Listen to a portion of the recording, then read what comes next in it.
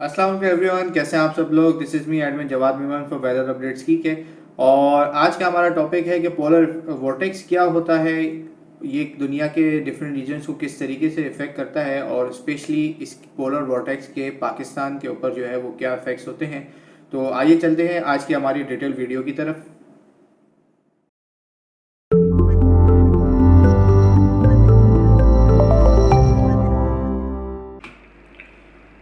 जी, तो जैसे कि मैंने अपने इंट्रोडक्शन में बताया आप सबको कि आज का हमारा मेन टॉपिक जो है वो ये है कि पोलर वॉर्टेक्स है क्या। बेसिकली काफ़ी सालों से, काफ़ी टाइम से जो है हम सुनते आ रहे हैं और रिसेंट ईयर्स में जो है ये अब चीज़ काफ़ी ज़्यादा कॉमन हो गई है। और न्यूज़ वगैरह में भी हम सुनते आते हैं कि पोलर वॉर्टेक्स की वजह से जो है वो बहुत सारी जगहों पे जो है वो आर्टिक ब्लास्ट और इस तरीके की चीज़ें, या बहुत ज़्यादा सिवियर कोल्ड वेदर इवेंट्स, या बहुत ज़्यादा जो है वो स्नो के एक्सट्रीम इवेंट्स जो है, स्नोफॉल के जो एक्सट्रीम इवेंट्स जो हैं वो हो रहे हैं दुनिया के अलग अलग मुल्कों में, उनके अलग अलग शहरों में। तो ये होता क्या है, इसके बारे में बहुत सारे लोगों ने, कुछ सैकड़ों लोगों ने जो है हम हमसे सवाल किया कि जवाद भाई इसके बारे में बताएं कि ये बेसिकली होता क्या है और ये कैसे काम करता है। तो ये कोई इतना ज़्यादा कोई कॉम्प्लेक्स चीज़ नहीं है। अगर आप थोड़ी बहुत भी मेट्रोलॉजिकल बैकग्राउंड से अगर आप बेस रखते हैं, या थोड़ी बहुत भी आपको मेट्रोलॉजिकल नोहाव है, तो इस बारे में आप लोगों को समझना कोई इतना ज़्यादा कॉम्प्लेक्स नहीं है, प्रोवाइडेड कि आप लोगों को एक प्रॉपर बेसिक इन्फॉर्मेशन दी जाए और आसान लफ्ज़ों में इसको जो है वो समझाने की कोशिश की जाए। जो इंशाल्लाह आज मेरी कोशिश है कि मैं बिल्कुल बेसिक और आसान से आसान अल्फाज में, लफ्ज़ों में आपको ये समझाऊँगा। कुछ पिक्चर्स मैंने यहाँ पर इंटीग्रेट की हैं आप लोगों के हेल्प आउट के लिए। तो जैसे कि आप ये एक इमेज देख सकते हैं कि ये कुछ साल पहले की, इनफैक्ट 2018 या 2019 में जो है वो मल्टीपल पोलर वॉर्टेक्स इवेंट्स हुए थे, सिवियर आर्टिक ब्लास्ट इवेंट्स हुए थे यूएसए के काफ़ी सारे एरियाज़ में, जहाँ पे यूएसए की बहुत सारी जो नॉर्दर्न स्टेट्स हैं वहाँ पर टेम्परेचर जो है वो -20, -30, -32 तक भी गिर चुका था। शिकागो में हमने देखा कि बहुत जो है वो फ्रोज़न इवेंट्स हुए, हैवी स्नोफॉल इवेंट्स हुए, सिवियर जो है वो कोल्ड टेम्परेचर्स थे। तो बेसिकली सबसे पहले तो पोलर वॉर्टेक्स होता क्या है, ये कुछ इस तरीके की कुछ एक से बहुत स्पेसिफिक इमेज है कि what is polar vortex in winter time में। तो जैसे कि आप देख सकते हैं अपने टॉप एंड पर इस इमेज के कि पोलर वॉर्टेक्स जो है वो प्राइमरी नॉर्थ पोल की तरफ जो है ये अमूमन रहता है, और जब ये वीक होता है तो ओकेजनली जो है ये साउथ की तरफ शिफ्ट हो जाता है, यानी कि दुनिया के जो दूसरे रीजन्स हैं, जो दूसरे साउदर्न रीजन्स हैं, वहाँ की तरफ ये शिफ्ट होता है। शिफ्ट होने के साथ साथ ये अपने ज़्यादा जो है वो बहुत ज़्यादा जो है वो एक्सट्रीम हवाएं, एक्सट्रीम कोल्ड वेदर जो है वो दुनिया के डिफरेंट मुल्कों में लेके आता है। तो पोलर वॉर्टेक्स बेसिकली मतलब क्या है इस लफ्ज़ का। सबसे पहले हम बात करते हैं वॉर्टेक्स की, कि वॉर्टेक्स का मीनिंग क्या होता है। वॉर्टेक्स जैसे कि आप ये इमेज देख सकते हैं, एक प्लेन लैंड कर रहा है और इसके इंजन के पीछे जो है जहाँ पर कॉन्ट्रेल्स होते हैं वहाँ पर आप देख सकते हैं कि आपको एक स्पाइरल राउंड टाइप की विंड जो है वो घूमती हुई नज़र आ रही है। ये बेसिकली इसको कहते हैं वॉर्टेक्स, यानी कि स्पिनिंग इफेक्ट को। ये किसी गैस का भी हो सकता है, ये विंड का भी हो सकता है, इवन कि ये लिक्विड का भी हो सकता है। इसकी बहुत ज़्यादा एग्जांपल जो हम सब ने ही तकरीबन अपनी अक्सर जगहों पे जो है वो देखी होगी, घरों में देखी होगी, वो ये कि वॉशिंग मशीन जो होती है हमारे घरों में बेसिकली अक्सर तकरीबन घरों में होती है। जब उसे आप वॉश करते हैं, जब वो मशीन स्पिन करती है तो वो एक सिंपल जो है वो एक स्पिनिंग राउंड के अंदर भी मूव कर रही होती है। अब तो जो मशीन्स आती हैं उसमें टू वे वॉश भी होता है कि वो कुछ सेकंड्स के लिए एक तरफ मूव करती है, उसके बाद वो दोबारा दूसरी तरफ मूव करती है, यानी कि क्लॉकवाइज और काउंटर क्लॉकवाइज। इस चीज़ को ध्यान में रखिएगा। ये जो पॉइंट मैंने आप लोगों को बताया है कि क्लॉकवाइज रोटेशन और काउंटर क्लॉकवाइज रोटेशन, आगे चल के इसके बारे में कुछ डिटेल्स में बात करेंगे। तो वो जो स्पिनिंग इफेक्ट हम देखते हैं, एक ट्विस्टर टाइप जो चीज़ बनती है, उसे वॉर्टेक्स कहते हैं। ये डेफिनेशन हो गई वॉर्टेक्स की। अब वर्ड आता है पोलर। तो बेसिकली पोलर एक बहुत ज़्यादा कॉमन वर्ड है, ये यानी कि यहाँ पर जो बात की जा रही है वो नॉर्थ पोल और साउथ पोल के बारे में बात की जा रही है। अब जैसे कि आप लोगों को पता है, ये जो बेसिक जनरल नॉलेज है ज्योग्राफी की, कि more than half of the land जो बेस्ड है वो नॉर्दर्न हेमिस्फीयर में फॉल करती है, हमारे अर्थ के ऊपर, हमारे ग्लोब के ऊपर। तो यहाँ पर जो हम प्राइमरीली बात कर रहे हैं वो नॉर्थ पोल के बारे में बात कर रहे हैं। नॉर्थ पोल के बारे में तरीक़ेकार ये होता है कि पोलर वॉर्टेक्स जो है ये काफ़ी नोन चीज़ है, और ये अभी से नहीं, ये कोई 1950s 1960s के बाद से जो है इसके बारे में जो है वो साइंटिस्ट जो है अलग अलग थ्योरीज, अलग अलग जो है इसके ऊपर चीज़ें पेश करते आए हैं। तो ये कोई इतना ज़्यादा कोई नई चीज़ नहीं है साइंटिफिक पॉइंट ऑफ व्यू से, लेकिन क्योंकि हमारे लिए हम आजकल इस पे इसलिए इस ज़्यादा सुन रहे हैं क्योंकि पोलर वॉर्टेक्स के जो इवेंट्स हैं, जो वीकनिंग इवेंट्स हैं, वो पिछले कुछ सालों से इनकी फ्रीक्वेंसी काफ़ी बढ़ गई है, और आगे आने वाले दिनों में कुछ साइंटिफिक थ्योरीज साइंटिस्ट के हवाले से ये भी कहा जा रहा है कि अगले 10 20 25 साल में जो है ये इवेंट्स जो है मज़ीद इनकी फ्रीक्वेंसी बढ़ेगी, और ये इवेंट्स जो है वो मज़ीद जो है वो शिद्दत इख्तियार कर सकते हैं। तो इस बारे में अगर बात की जाए तो ये एक छोटी सी एग्जांपल मैं आप लोगों को दिखाता हूँ कि पोलर वॉर्टेक्स बेसिकली होता क्या है। ये एक इमेज आप देख सकते हैं कि अपने लेफ्ट हैंड साइड पे कि नॉर्थ पोल के ऊपर जो है वो एक आसान अल्फाज में आपको समझाऊं तो पोलर वॉर्टेक्स का ये होता है कि polar vortex is an upper level low pressure area lying at the earth's pole. इस चीज़ को नोटिस कीजिएगा कि इसमें 3 बेसिक चीज़ें हैं। अपर लेवल यानी कि ये और टॉप एंड जो जेट स्ट्रीम लेवल होता है ये वहाँ पर एग्जिस्ट करता है। लो प्रेशर एरिया यानी कि जेट स्ट्रीम रीजन यानी कि और या ट्रोपोस्फीयर रीजन के ऊपर जो है ये वहाँ पर एग्जिस्ट करता है, एक लो प्रेशर एरिया होता है, और ये नॉर्मली अर्थ पोल के ऊपर यानी कि नॉर्थ पोल और साउथ पोल के ऊपर जो है वो पाया जाता है। अब सवाल उठता है कि बहुत सारे लोगों में ये क्वेश्चन आ सकता है, बहुत सारे लोगों के दिमाग में बात आ सकती है कि जेट स्ट्रीम क्या होती है। तो जेट स्ट्रीम इस बेसिकली ये चीज़ होती है कि ये आप एक बड़ी सादा सी एक इमेज देख सकते हैं कि जो पर्पल लाइन है ये पोलर जेट स्ट्रीम होती है, और उसके नीचे जो एक जेट स्ट्रीम हम नॉर्मली जो हमारे रीजन्स में फॉल करती है वो सब ट्रॉपिकल जेट स्ट्रीम कहलाती है। पोलर वॉर्टेक्स की बात हो रही है तो पोलर जेट स्ट्रीम की बात करते हैं कि ये एक हवाओं का, ये बहुत तेज़ हवाओं का एक बेल्ट होता है। आसान अल्फाज में आप लोगों को बहुत आसान अल्फाज में समझा रहा हूँ कि अपर लेवल के ऊपर यानी कि तकरीबन जो है वो हमारे सरफेस जहाँ पे हम चलते हैं, हमारा जो अर्थ सरफेस है, इससे तकरीबन 7 से 10 किलोमीटर ऊपर टॉप के ऊपर ये जेट स्ट्रीम डिफरेंट लेवल्स पे पाई जाती हैं। पोलर जेट स्ट्रीम जो है वो अगेन 7 से 10 किलोमीटर या थोड़ा सा इससे ऊपर भी आप कह सकते हैं कि डिफरेंट पोल्स के ऊपर, डिफरेंट रीजन्स के ऊपर इनकी हाइट एग्जिस्ट कर रही होती है। ये एक बहुत तेज़ हवाओं का जो है एक बैरियर होता है, एक गेट होता है, जो सारी के सारी जो ठंडी हवाएं होती हैं, जो नॉर्थ पोल पे जो आर्टिक हमारा पाया जाता है उसकी जो अपर लेवल की जो सारी ठंडी हवाएं होती हैं ये उन्हें अपने पास समेट के रखता है। नॉर्मली ये होता है कि ये जिस तरीके से आप एक पोजीशन देख सकते हैं, एक इमेज आप लोगों के सामने मैं रख रहा हूँ कि आपके लेफ्ट हैंड साइड पर आप एक सिस्टम देख रहे हैं, cold air contain strong jet stream. ये जेट स्ट्रीम आप लोगों को मैंने समझा दिया कि ये क्या होती है, इसकी सिचुएशन होती है, ये किस तरीके से फ्लो करती है। अब करता क्या है, ये स्ट्रॉन्ग जेट स्ट्रीम जो है इस कोल्ड एयर को जो है, इस आर्टिक ब्लास्ट जो आर्टिक एयर को जो है ये अपर लेवल्स तक कंटेन रखती है जब इन जेट स्ट्रीम्स की पोजीशन जो है वो स्ट्रॉन्ग होती है। Jet stream is a kind of gate जो एक्सट्रीमली कोल्ड हवाओं को और हमारे जो सब ट्रॉपिकल जो जेट स्ट्रीम्स हैं उनके बीच में ये गेट होता है कि वो ऑटोमेटिकली जो है इन एक्सट्रीम हवाओं को जो है वो पोल्स तक, हमारे जो नॉर्थ पोल हैं और साउथ पोल हैं उन तक लिमिटेड रखता है, कंटेन रखता है, और दुनिया के दूसरे हिस्सों तक ये नहीं आने देता अनटिल अनलेस कि इसमें कोई ऑल्ट्रेशन हो जाए या कोई बड़ा क्लाइमेटिक चेंज आए, कोई क्लाइमेटिक इवेंट हो जाए और ये जो जेट स्ट्रीम जो कि गेट में आप लोगों को बताया ये वीक हो जाए। जिस तरीके से आप अपनी सीधे हाथ वाली राइट हैंड साइड पे जो है एक इमेज को देख सकते हैं कि इसमें जो है ये वीक जेट स्ट्रीम हमें बहुत क्लियरली नज़र आ रही है, और ये वेवी पोजीशन में एक आ जाती है जब नॉर्थ साउथ एंड से जो है वो वार्म एयर जो है वो राइज करती है, और ये इतने अपर लेवल तक राइज कर जाती है कि जेट स्ट्रीम को डिस्टर्ब कर जाती है, बाज़ औक़ात इसमें पेनिट्रेट कर जाती है। तो ये जेट स्ट्रीम अपने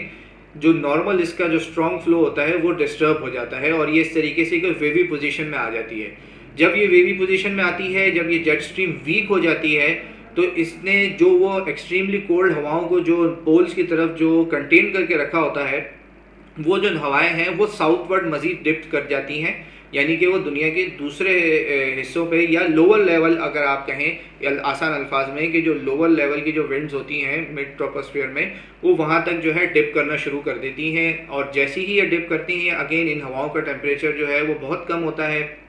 ये आपको बेसिकली फ़्लाइट लेवल पे ही मिलती हैं, जहाँ पर अक्सर टेम्परेचर, जिन लोगों ने सफ़र किया है, जो लोग अक्सर सफ़र करते रहते हैं एयरलाइन वगैरह में, वहाँ पे अक्सर आपको प्लेन के बाहर का टेम्परेचर भी कभी कभार शो हो रहा होता है। वो होता है -40, -50, -13, -35, इस तरीके से। जब और ये जब इतनी स्ट्रॉन्ग और जो कोल्ड हवाएं जो हैं, जब ये ड्रॉप करती हैं दुनिया के दूसरे रीजन्स पे या मिड लेवल के ऊपर, तो ये अपने साथ बहुत ज़्यादा जो है वो ठंड लेके आती हैं। साथ ही साथ जिस तरीके से आप ये डायग्राम में देख सकते हैं कि वर्म एयर मूव्स नॉर्थ, यानी कि कोल्ड फ्रंट, पोलर फ्रंट और वर्म फ्रंट के जो है, जब ये इनका जो कोलिजन होता है, इनका जहाँ पर एक बफर जोन बनता है, तो उन एरियाज़ में जो है वो बहुत ज़्यादा जो है वो बारिशें भी बढ़ जाती हैं। स्नोफॉल इवेंट्स जो है बहुत सारे एरियाज़ में बढ़ जाती है, specifically Canada, north America, America के दूसरे रीजन, इवन के साउथ अमेरिका तक भी जो है ये काफ़ी टेम्परेचर जो है वो डिप कर जाते हैं कभी कभार। यूरोप के काफ़ी सारे रीजन्स जो है वहाँ हमने देखा कि अभी रिसेंटली भी जो है वो 2021 में जो है स्पेन में जो है वो रिकॉर्ड ब्रेकिंग इवेंट्स हो रहे हैं स्नोफॉल के, यानी कि 50 साल पुराना जो है रिकॉर्ड भी टूट गया है। तो ये सारी जो एक्सट्रीम इवेंट्स होते हैं, स्पेशली विंटर में स्नोफॉल के, बारिशों के और एक्सट्रीम कोल्ड टेम्परेचर्स के, जो अचानक से जो है वो हम देखते हैं कि कोल्ड वेव आती है इन एरियाज़ में। रशिया के बहुत सारे जो एरियाज़ हैं जो वो इससे इफ़ेक्ट होते हैं, साइबेरियन रीजन जो है वो इससे बहुत हद तक इफ़ेक्ट हो जाते हैं, यानी कि नॉर्थ पोल के करीब जितने भी ज़्यादा एरियाज़ होते हैं वो इससे काफ़ी हद तक जो है वो इफ़ेक्ट होते हैं तेज़ बारिशों, एक्सट्रीमली कोल्ड टेम्परेचर्स और एक्सट्रीमली हैवी स्नोफॉल इवेंट्स के वजह से। तो बेसिकली पोलर वॉर्टेक्स ये होता है कि नॉर्मल जो विंड पैटर्न्स होते हैं वो डिस्टर्ब होते हैं, जेट स्ट्रीम जो है वो डिस्टर्ब होती हैं, और अपने साथ जो है, जब ये जेट स्ट्रीम वीक होती हैं तो ये अपने साथ जो है वो अनयूजुअली कोल्ड वेदर जो है वो अपनी तरफ दुनिया के दूसरे हिस्सों में जो है वो लेके आती हैं। अब ये हो क्यों रहा है, इसकी वजह क्या है, और पिछले कुछ सालों से जो है वो इसकी इतनी ज़्यादा जो है वो इंटेंसिटी बढ़ क्यों गई है,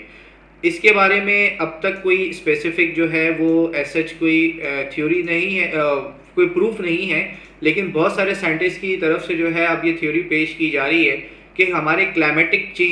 जो क्लाइमेट चेंज हो रहा है, जिस तरीके से हम देखते आ रहे हैं पिछले कुछ सालों से जो है, तकरीबन इनफैक्ट 2015 से अगर बात की जाए और पाकिस्तान की स्पेसिफिकली बात की जाए, तो बहुत ज़्यादा हम हीट वेव्स देखते आ रहे हैं, कुछ एक्सट्रीम वेदर इवेंट्स भी देखते आ रहे हैं कि कभी हमारा जो मानसून सीज़न है वो बिल्कुल डाउन चला जाता है, और नेक्स्ट ईयर ही जो है वो इतनी ज़्यादा बारिशें होती हैं कि रिकॉर्ड ब्रेकिंग इवेंट्स जो है अक्रॉस पाकिस्तान जो है वो होना शुरू हो जाते हैं। इस साल भी आपको पता है कि सर्दियों का सीज़न जो है वो काफ़ी ज़बरदस्त चल रहा है, कुछ रिकॉर्ड ब्रेकिंग इवेंट्स भी हुए। तो ये सब चीज़ें जो हैं एक दूसरे से लिंक्ड हैं क्लाइमेट चेंज की वजह से। जैसे कि आपको पता है कि ये तो हो रहा है, लेकिन थ्योरी के हवाले से ये कोई 100% प्रूफ नहीं है, सिर्फ मैं आपको समझाने के लिए और एक छोटा सा बैकग्राउंड देने के लिए, एक थोड़ी सी इन्फॉर्मेशन देने के, आप लोगों को समझाने के लिए कह रहा हूँ कि कुछ थ्योरीज के हिसाब से जो है वो क्लाइमेट चेंज की वजह से जो बर्फ़ पिघल रही है, जो ग्लेशियर्स पिघल रहे हैं, उसकी वजह से जो है टेम्परेचर्स जो है हमारे सी सरफेस टेम्परेचर्स भी, और हमारे जो नॉर्मल जो एनवायरमेंटल टेम्परेचर्स जो होते हैं वो आहिस्ता आहिस्ता कुछ पॉइंट्स में ही सही लेकिन वो राइज कर रहे हैं कंटिन्यूसली। अभी रिसेंटली हमने देखा कि 2020 जो है वो 6th warmest year on the record था। तो ये, और इससे पहले भी जितने जो पिछले 4-5-6 साल गुजरे वो कंटिन्यूसली जो है वो one of the warmest years जो है वो कंटिन्यूसली रिकॉर्ड किए जा रहे हैं। तो होता ये है कि जब आपका स्नो कैप्स और आपके आइस कैप्स जो हैं वो मेल्ट होना शुरू होते हैं तो आपका टेम्परेचर जो है वो बढ़ना शुरू हो जाता है। इसकी बेसिक वजह ये कि आपके जो स्नो कैप्स हैं, जो आइस कैप्स हैं हमारे जो दोनों पोल्स के ऊपर, नॉर्थ पोल और साउथ पोल के ऊपर, इन स्नो कैप्स और आइस कैप्स के अंदर जो है एक तरीके की एक रिपेलिंग ताकत होती है, एक रिवर्सिंग ताकत होती है जिसे हम एल्बिनो इफेक्ट कहते हैं। एल्बिडो इफेक्ट क्या होता है कि जब सन रेज आती हैं और इन स्नो कैप्स और आइस कैप्स के ऊपर पड़ती हैं, तो एल्बिडो इफेक्ट के ज़रिए जो है ये स्नो कैप्स और आइस कैप्स जो हैं इससे दोबारा जो है वो रिफ्लेक्ट करके अपर एटमॉस्फेयर में जो है वो दोबारा रिफ्लेक्ट कर देते हैं, जिससे हमारे जो मिड रेंज और लोअर रेंज के जो टेम्परेचर्स होते हैं वो काफ़ी हद तक स्टेबल रहते हैं। अब जैसे ही आप ये स्नो कैप्स और आइस कैप्स ये समझ लें एज अ मिरर काम करते हैं, सनलाइट को रिफ्लेक्ट करके दोबारा जो है वो एटमॉस्फेयर में दोबारा जो है वो उसे भेज देते हैं। अब जैसे ही इस मिरर को आप छोटा करना शुरू करेंगे या ये पिघलना शुरू हो जाएंगे और सी सरफेस टेम्परेचर भी बढ़ेगा, ज़्यादा जो है वो लैंड मास जो हमारा था वो आहिस्ते आहिस्ते कम होके जो है वो सी सरफेस जो है वो ज़्यादा आ रहा है। तो सी सरफेस में ये होता है कि इनके अंदर जो एब्जॉर्बिंग पावर होती है सन रेज की वो ज़्यादा होती है बानिस्बत इन रिफ्लेक्टिंग स्नो कैप्स के या आइस कैप्स के। ये कम हो रहे हैं, ये तो कंफर्म बात है। हम अक्सर जो है ये देखते भी आ रहे हैं कि आर्टिक में जो है वो इस रेट के ऊपर जो है वो अब स्नो कैप्स जो हैं वो मेल्ट होना शुरू हो गए हैं, ग्लेशियर्स मेल्ट होना शुरू हो गए हैं। तो आहिस्ता आहिस्ता ये टेम्परेचर्स जो हैं वो हद के राइज कर रहे हैं। और थ्योरी के हिसाब से क्या क्या कहा जा रहा है, फ़िलहाल ये इस पर अभी मज़ीद वर्किंग की जा रही है साइंटिस्ट की तरफ से, कोई 100% इस चीज़ के बारे में श्योर नहीं है। अगेन मैं आप लोगों की बात कर रहा हूँ, लेकिन थ्योरी के हिसाब से यही कहा जा रहा है कि जिस तरीके से ये टेम्परेचर राइज हो रहे हैं तो लोअर एंड के ऊपर, लोअर और मीडियम लेवल के ऊपर जो वार्म एयर होती हैं वो ज़्यादा स्ट्रॉन्ग होती चली जा रही हैं और वो ज़्यादा तेज़ी से और ज़्यादा शिद्दत से जो है इन जेट स्ट्रीम की तरफ मूव करती हैं और ये जेट स्ट्रीम को डिस्टर्ब करती हैं। तो आप सामने ये इमेज में देख सकते हैं, ट्रोपोस्फीयर और स्ट्राटोस्फीयर की एक इमेज है। बेसिकली पोलर वॉर्टेक्स जो है वो ट्रोपोस्फीयर से शुरू होता है और कुछ जो है ये अपर ट्रोपोस्फीयर और फिर जो है ये स्ट्रेटोस्फीयर तक भी रीच कर जाता है। और जब ये जेट स्ट्रीम वीक होती हैं तो ये इस तरीके की वेवी पोजीशन में आ जाती हैं। ट्रोपोस्फीरिक पोलर वॉर्टेक्स इसे कहा जाता है और ये दुनिया के फिर दूसरे मुल्कों को, दूसरे जगहों को जो है वो शदीद ठंड के से जो है वो इफ़ेक्ट करना शुरू कर देती हैं।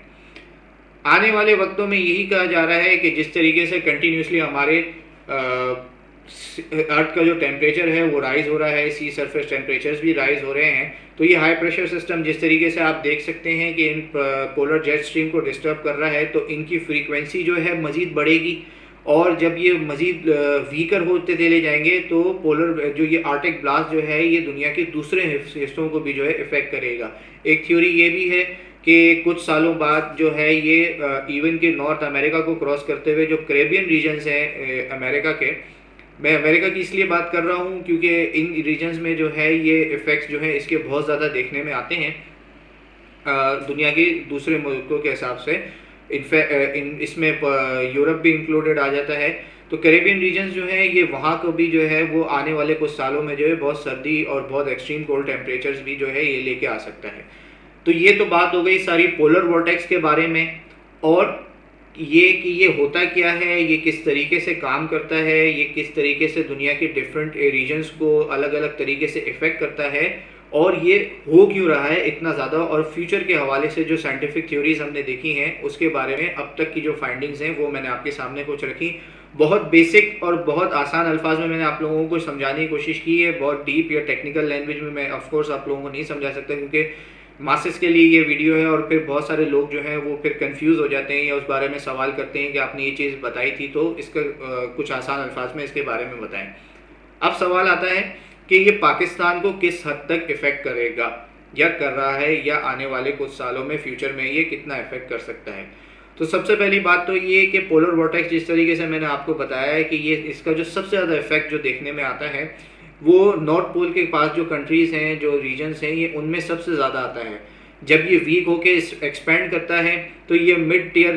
की जो रीजन्स हैं हमारे ग्लोब के, यानी कि यूरोप, मिडल ईस्ट के कुछ एरियाज़, ये इनको जो है वो काफ़ी हद तक इफ़ेक्ट करता है। जबकि पाकिस्तान और ये इंडिया और दूसरे हमारे जो आसपास के जो रीजन्स हैं ये लोअर टीयर में आते हैं। तो इसके ऊपर फ़िलहाल पोलर वॉर्टेक्स का कोई बहुत ज़्यादा इफ़ेक्ट डायरेक्टली नहीं है, लेकिन फिर भी ये अपने साथ जब साइबेरियन विंड्स आप लोगों को पता है हमारे यहाँ विंटर में जब फॉल करती हैं तो ये अपने साथ जब ये पोलर वॉर्टेक्स डिस्टर्ब होता है या वीक होता है तो ये साइबेरियन रीजन को जब इफ़ेक्ट करता है तो अल्टीमेटली साइबेरियन रीजन कुछ हद तक हमारे मुल्क को भी इफ़ेक्ट कर रहा होता है। होता यही है कि साइबेरियन विंड जो हैं वो मज़ीद स्ट्रॉन्ग हो जाती हैं, इनमें इनके जो टेम्परेचर्स हैं वो मज़ीद फॉल करते हैं, और जब ये हमारे मुल्क के पाकिस्तान की तरफ मूव करती हैं तो इससे कुछ हल्का फुल्का इफ़ेक्ट्स जो है वो हम देखते हैं। सर्दी की शिद्दत बढ़ जाती है या back to back cold wave आना शुरू हो जाती हैं। इवन के साउदर्न पाकिस्तान इंक्लूडिंग कराची, जिस तरीके से इस साल हमने देखा कि कोई 10-12 साल पुराना जो है वो रिकॉर्ड टूट गया सर्दी के हवाले से, कराची में जब लोवेस्ट टेम्परेचर जो है वो 1 जनवरी को रिकॉर्ड किया गया। साथ ही साथ जब ये यूरोप और मिडल ईस्ट के कुछ एरियाज़ को भी इफ़ेक्ट कर रहा होता है, तो इसके साथ जो है जब ये कोल्ड फ्रंट नीचे आता है, ये पोलर फ्रंट जब मज़ीद साउथवर्ड डिप करता है, तो पैसिफिक ओशन की तरफ से जो है वो अटलांटिक ओशन की तरफ से जो है वार्म एयर, जब वार्म फ्रंट ये आपस में कोलाइड करते हैं तो इसके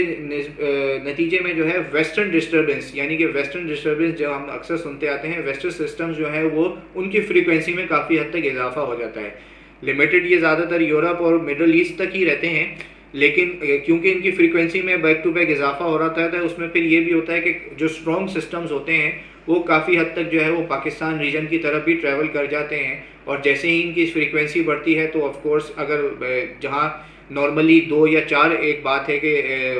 western disturbance, strong western disturbance बन रहे हैं, फॉर एग्जांपल मैं आप लोगों को समझा रहा हूँ,